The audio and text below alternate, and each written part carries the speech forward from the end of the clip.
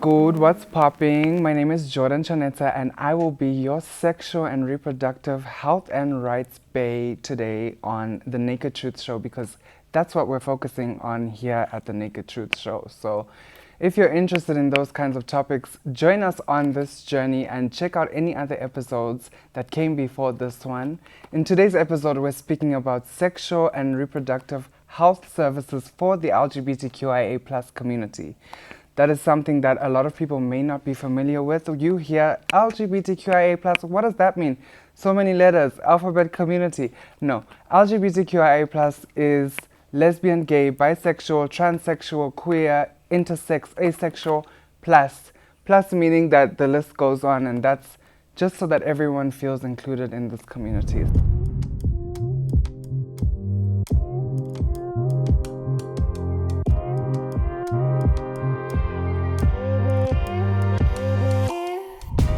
Welcome back to the Naked Truth Show, and thank you so much for coming back and joining us. As I said earlier on, today we're speaking about sexual and reproductive health services as an LGBTQIA+ person. Today we're joined by a special guest, Sylvester Nyamatendeza, who is going to be sharing a little bit more about this topic. Sylvester is someone who works at GALS, and I'm going to let Sylvester just tell us a little bit more about himself. Welcome, Sylvester. Thank you, Jordan. Are you happy to be here? Very happy. How about you tell us what your title is at GALS so that people have a better understanding of what you do? Sure. So I'm the Services and Policy Advocacy Officer, and my main responsibility is basically to identify the services and needs of the LGBTI+ community, and also strengthen the capacity of relevant stakeholders on sensitive treatment and care and provision of services for LGBTI+ community, as well as ensure that there is favorable policies and advocating for policy review for LGBTI+ persons. Perfect. That is amazing. So we're just going to jump right into our set of questions. We're going to have a conversation. So my first question for you is, are sexual and reproductive health services universal? Well, that's a very complicated question, but I would say, looking at the issue of sexual and reproductive health, this is the state of complete physical, emotional, psychological, mental well-being on things pertaining to sexuality and reproductive health.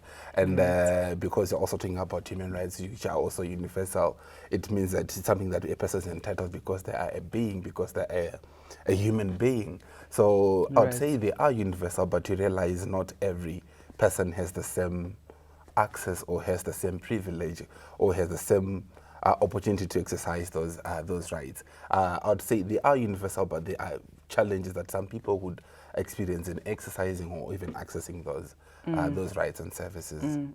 So obviously, as we said at the beginning of this, that the LGBTQIA+ community is the topic of conversation here today. And so I want to ask you, why do you think that the LGBTQIA+ community members have limited access to sexual and reproductive health services in Zimbabwe? I think we'll just dive into the 5 dimensions of health. Okay. Looking at issues around acceptability. Is the service acceptable to the LGBTI+ community? We still have cases where they are asked intruding questions, which are inhumane, mostly in public facilities, where their right to privacy is infringed, where people will say, so how do you have your sex? Or why did you choose to be gay? Why did you choose to be lesbian? We're also looking at issues around availability, where we're looking at, is the service constantly available? You realize the state of health in Zimbabwe, it's questionable. Right now, nurses are on continuous strike or on slowdown. So in as much as the challenges are also faced by the general population, but realize the LGBT also tend to suffer more. We're also looking at issues of accessibility. You realize as marginalized community, which is usually stigmatized and discriminated. The issues around accessibility. I may be staying in Mavuku, but wouldn't be comfortable receiving services from Mavuku satellite because maybe my neighbor works there. I'm not ready to divulge that I'm part of the community. We're also looking at issues around affordability. Healthcare in Zimbabwe is, let's say, quality healthcare in Zimbabwe the cost, it's not accessible to most citizens, and I think LGBTI bear the major burden because we have more high rates of unemployment. We're also looking at this around affirming healthcare services. I think as a human being, you need affirming services where you are treated in the best possible manner. But you realize much of our healthcare workers and all our healthcare facilities do not have even those affirming services. Right. We look at issues around maybe transgender community, issues around hormonal therapy. It's an area that is quite silent within health service provision. And there are still issues of transgender community highlighting challenges in accessing even hormonal therapy or even accessing the services straight. Doctor would say, okay, I'm well versed in this, take this dosage on such frequency. Right. So basically those are some of the challenges that people still experience when accessing healthcare services. Right. That sounds really, really complex. And for a lot of people to have to be subjected to that kind of complexity can sometimes deter people from wanting to even access these services. Sure. So I want to ask you, does the Zimbabwean health policy cater to the LGBTQIA+ community? Well, when it comes to the issue of policies that are quite complex, let's look at the Constitution, Section 76, the right to health. Everybody has the right to health because they're a Zimbabwean citizen. Right. But you also realize that even our policies are quite generic. If you look at the Constitution, if you look at the Patient's Charter, they offer a guidelines on how best to treat a client or a patient in a humane way. Right. But we still have challenges in the execution of those policies. Like I made earlier on, yes, the services may be there at a facility, but we still have incidences where there is poor service delivery, or maybe in some rare cases, denial of our healthcare service, where you questioned, but why did you choose to be gay? Or how come you are a guy and you have an awards? Or my lesbian not embrace our sex. Those nerve-wracking and not so comfortable questions. Right. So you realize those are some of the challenges that we still face. Of course, the policies are there, they are generic, but there have been efforts by government and other stakeholders to at least try to develop some affirming and sensitive policies.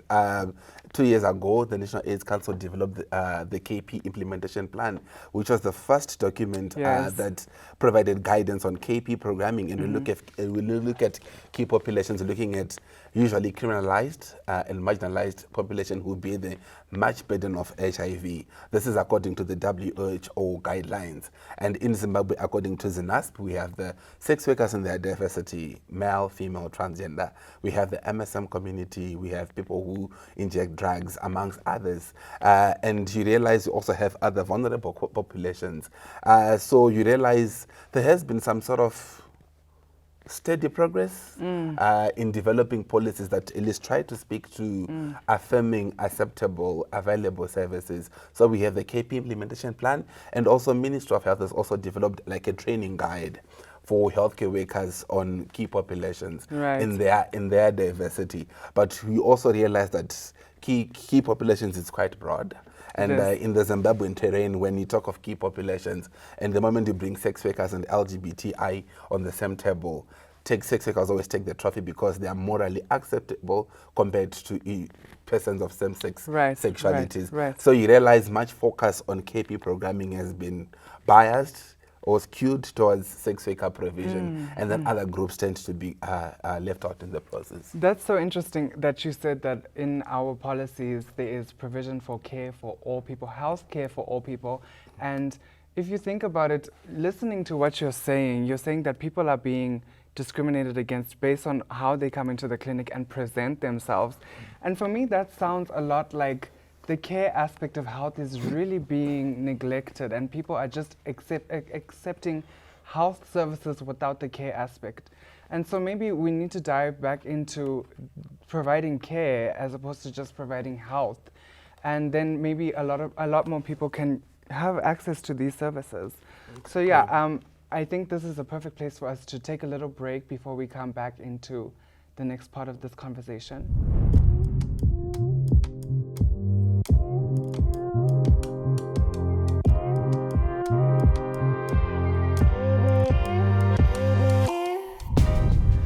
Welcome back to the Naked Truth Show, and I'm so glad that you came back because we're just going to dive right back into the conversation.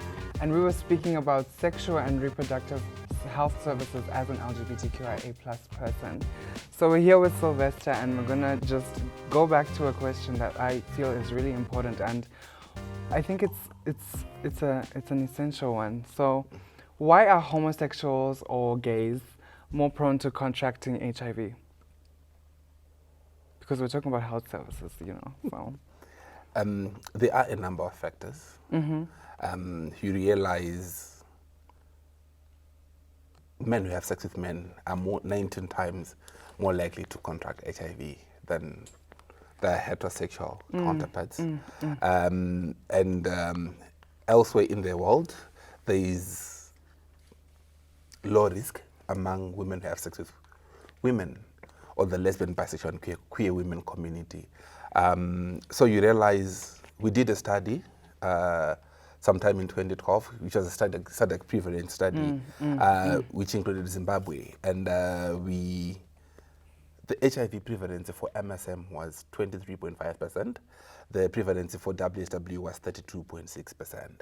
Some of the factors that put both MSM and WSW, I would use MSM and WSW because these are public health terms. Right. But it refers to any man who has sexual relations with any man, with other men, regardless of their identity. We did touch on this in a previous episode, actually. So if this is something that's a little bit new to you, maybe you need to scroll back in our history of episodes and watch that episode and then come back to this one. So yeah. So some of the factors was low risk perception to begin with.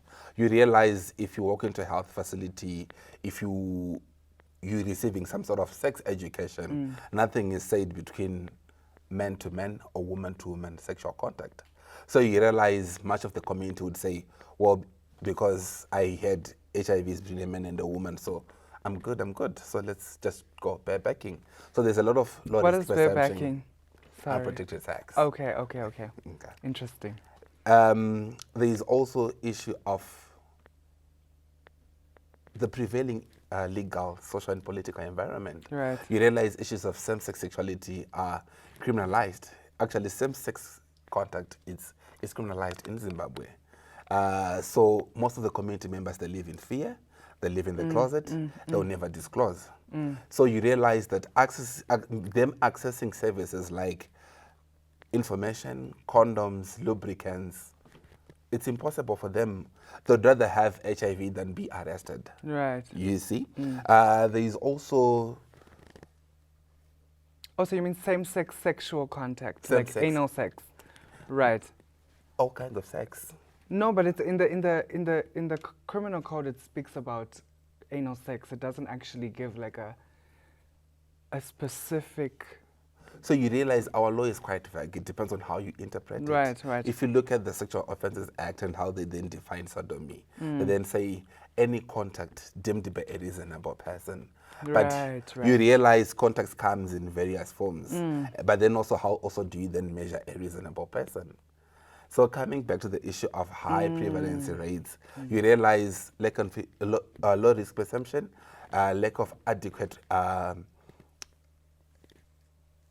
sexual health education, and that's why we have been advocating for comprehensive sexuality education, education that talks about human sexuality in its broadness, in its diversity. Also access to services. You realize issues like water-based lubricant. They are not accessible to many. If you walk into a healthcare facility, I think much of our HIV prevention work has been centered around condoms, and of late we've been talking about PrEP. But also in providing the condoms, you realize nobody talks about lubrication. So you realize not every MSM or a person who engages in anal sex has the knowledge around it. And also, focusing on the WSW, you realize elsewhere in the world, prevalence is very low, because there is minimum contacts, which according to scientists is 0.00 something of HIV contraction between a woman and a woman. But our case in Zimbabwe, in the study that I made reference to, you realize much of our WSW, lesbian and bisexual women, are vulnerable to rape, of which that rape is also homophobia initiated. well, some call it corrective rape, because the Right. family realizes, okay, our daughter is lesbian, or she really needs a good shack, she really needs a good dick. They arrange that somebody gives it to her without her consent. And, you know, with rape, there is more risk of HIV. There's also the issue of forced or coerced marriages. You realize living in the African setup, there's a lot of blind dating and matchmaking that tends to happen, covertly, of course. And us living in a patriarchal society, realize the WSW and the LBQ are more susceptible than the MSM. Right. There's also the issue of trying to discover yourself.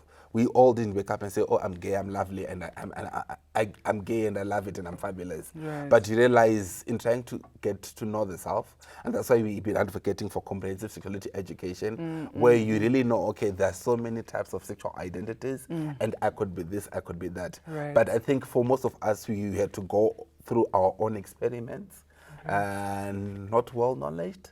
So you realize at times as persons of sexuality, we then cross the borders trying to discover, trying to affirm to society, etc. There's also a lot of issue of transactional sex, sex work, trying to survive in this economy. So basically, those are some of the challenges. And I think when it also comes to comprehensive protective barriers, I think when it comes to HIV, like I said, it's usually, oh, the condoms, condomize. End of late, we're now talking of PrEP. But there are also other protective barriers that we also need to consider. It's like the finger condom, the dental dam, and other new technologies that we can make use to have pleasurable, consensual, and... Right. I love that you keep going back to the topic of comprehensive sexuality education, because I think the Naked Truth show is in itself some form of comprehensive sexuality education that we're trying to make more accessible to the everyday person or someone like you and me, because a lot of people don't actually have access to sexual and reproductive health and rights education. It's something that you don't really come across. It's either you're in the organizational space for you to be able to access that. So I'm really grateful that you keep touching on that. But it's taking me to my next question, and we had spoken about limited access. And I wanted to ask you, what are some other ways that access is limited to the LGBTQIA+ community? The issue of affirming services. Okay. What do you mean by affirming services? Services that address to me in my diversity, in my own uniqueness. You realize as persons of same-sex sexuality or as LGBTI+ persons, maybe let me start with the transgender community. Right. If there's a lot of misgendering within the consultation room. What is misgendering? Referring me to a gender pronoun that is not mine. Right. When it comes to a community, it's not what you see, is what it is. Okay. I could be masculine presenting, or I could be beard and whatsoever, but would be identifying as a she. Right. So if I'm to go into a consultation room... So what are your pronouns? Sorry, before we just dive into what you're going to say, what are your pronouns for anyone that's watching? My pronouns are she and her. So just so that people can become familiar with the idea of pronouns. Him, his, her, they, whatever. Okay, that's beautiful. Yeah, I don't really give a Right. So back to the conversation about affirming services, you were saying. So I was talking about issues of misgendering. I think already if a trans person is misgendered within a consultation room, and maybe they're trying to correct that, and then it persists, that's already gender violation. Right. And if you look at, for example, issues around hormonal treatment, as I said, we're also looking at the language that our healthcare service provision uses. And I think there's a lot of respect in courts, or the notion of trying to be respectful. Right. You know, in the Shona culture, if I see you, Jordan, say, here's my name, here's my guru, that kind of thing. It also happens in the consultation room where even a healthcare worker who sees me, already that's already a barrier, because how do I open up to an Ambuya to say, Ambuya, I've got Anna Watts, or Ambuya, my partner is not a she, and I think it's all around the heteronormative setup which we live in, where we believe everybody is heterosexual and flows within the norm, again in courts. Those are some of the challenges that people do face. And I think there is also just a general capacity gap within our healthcare providers. What do you mean? You realize issues of sexuality, it's shunned. you can't really talk about human sexuality in the African setting, number one. And even if you look at the healthcare curriculum, it was only recently that the nurses' curriculum was updated. The doctor's curriculum is still the same. Yes, it talks about issues of homosexuality, but you realize that the attitudes and the perception of the tutor also influences how the topic could be taught. Right. I love So that. I love that. I remember we were doing this healthcare worker trainings with a couple of doctors who said, oh, it was there in the curriculum, but then Prof. So-and-so said, we're not going to touch about it. We'll avoid it. These are not normal. So you already see some of the barriers that our healthcare worker, okay, they're not really half-baked, but they're not given the total exposure or information that they should have. And so you realize we have a lot of challenges, structural. Right. Yeah. I love that you spoke on that, because a lot of places will say that they provide care and respect for the LGBTQIA+ community, but provision and respect are completely different things, because you can say that you provide for a community, but if you're not actually looking out for the true interests of a community, you're not helping them in any way. You're just being a policy holder, you know? So I think that before we move on, I want to ask you the question: how can access to sexual and reproductive health services without the stigma of LGBTQIA+ persons be improved? I think we need to deal with a lot of barriers to begin with. We need to raise awareness to the general Zimbabwe population that, okay, there's sexual diversity. I've been making reference of comprehensive sexuality education. In the same manner in which sexuality education is provided, let's also mainstream issues around LGBTI. Right. When you talk about prevention, let's put all the protective barriers on the list. It has to be a total package where, as a user, I have the choice to choose what exactly I need. But at the same time, I need to be provided with the adequate information to say, okay, well, there's a male condom, there's a female condom, there's a finger cord, there's a dental dam, etc. Right. This is how you use it. These are the consequences, etc. And I think we also need to get some sort of ownership and buy-in, and have a culture or a wave of tolerance from the political leadership. You realize issues of same-sex sexuality are very politicized in Zimbabwe, and most people have the view that, well, it's criminalized, but then, well, it's questionable at the same time, where political leaders also speak out, show levels of tolerance. So let's we improve public perception towards issues of same-sex sexuality. And I think it also has to be provided uniformly. You realize there's an urban bias when it comes to services provision. Right. You realize services are only available in Harare, Bulawayo, Masvingo, Mutare, more of the urban setups. But you realize there's a lot of sex that also happens in Binga. There's a sex that Everyone is having sex, Bokwe. But the difference is how, when, and with who.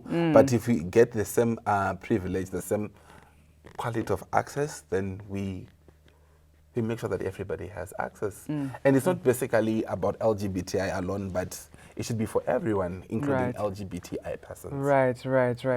I think that just to run back on what you were saying, I think it's important for us to know that there are a lot of spaces that are service providers when it comes to LGBTQIA+ community needs. But I think the most important thing is, aside from provision, we need to highlight respect and people who are actually friendly to these communities. And so my question is, what are some of the LGBTQIA+ friendly health service providers in Zimbabwe? Just to end us off, so that if anyone is watching and they would like to access these services, they could go there. Oh, okay. Thank you so much for that question. I think as a movement, as an LGBTI+, I think we have witnessed growth in the last 5 years. Historically, Girls was the only organization, and we're celebrating our 30th anniversary, so we're way older than you, Jordan. And back to the question, I think the first maybe point of call is those LGBTI organizations, so that at least they can maybe refer them to, because my fear is, well, we have services in Harare and Bulawayo, but it's not uniformly spread. But people can get in touch with Girls at girls.info on Instagram, on Twitter. We also have other movements like Pakasipiti, which is LBQ. We have the RAW, which is LBQ. We have the Sexual Rights Center. But if they just contact Girls, I'm sure we'll be able to refer them to a very friendly provider will right. be near them. Like Hands of Hope. Yeah, the list goes on Yeah, and on there's because we are there's a now lot. 13. Right. I think that's amazing. I really love that there are many places that people can access these services. But before we just wrap it up, why don't you tell people who might be listening what GALS is? Because when people hear GALS, they hear gays and lesbians of Zimbabwe, or they don't understand that it's more than just a gays and lesbian center. It's an LGBTQIA plus center organization. So how about you let us know what GALS is? Is it a safe space? Is it somewhere that people can commune, you know? So, like you said, GALS is an association of LGBTI plus people in Zimbabwe. We are 30 years old, celebrating our 30th anniversary. We deal with issues of lesbian, gays, bisexual, transgender, intersex community. Our vision is just to have a just society where the rights of LGBTI people are treated as human rights in Zimbabwe. So we seek to promote, to protect, and represent these rights through advocacy, education, empowerment, research, and also provision of safe spaces. Right. We don't work in isolation. We also work with our allies. That includes Vieta, of course, our parents, our families. We have the PFLAG platform. We have other organizations in the human rights sector, in the gender movement, also in HIV programming that we do work with. We are headquarters is in Harare, 35 Colin Branda. We have a regional office in Bulawayo in North End. We have an office in Masvingo and also another recreational center in Mutare. We don't call them offices anymore because it's a soft space of interaction where people come, seek psychosocial services, get affirming care, get that brotherly, sisterly, sibling support. And we have affiliate groups dotted around the country. So you realize where 10 or so more LGBTI applies meet in a town or in a setup and form their own affiliate group, and they subscribe to GALS. So you realize you are visible in over 25 cities and towns and rural peri-urban areas across Zimbabwe. Right. So for more information, please visit our Facebook page, GALS. On Instagram, it's gals.orda, spelled O-D. O-R-D-A-A. Oh, okay. On Twitter, it's at gals.inf. Okay, that's amazing. I think that, as I said before, a safe space is never guaranteed, but there are spaces that can be safer for someone like you. So if you're looking for a safer space for yourself, you might need to look at GALS, because that is a space where people are being championed for, especially people in the LGBTQI. So thank you so much for joining us on this episode. It's been a real one. I hope that you've had some education. I hope that you've learned a few things. Maybe you've even grown a new understanding of the fact that there are different people on this earth other than yourselves, you know. So let's just see where this journey takes us. There's obviously a few more episodes, and if you've missed any episodes that came before this one, be sure to subscribe to the Naked Truth Show channel, to the social media, you know, comment in the comment section if you'd like to join in on the conversation, and share this with anyone that you think could benefit from this, or anyone that you think could likely share this with someone that could benefit from this. So thank you so much for coming along with me. I am so grateful to be here to share with you and to be part of a little bit of your education. So yeah, I will see you around.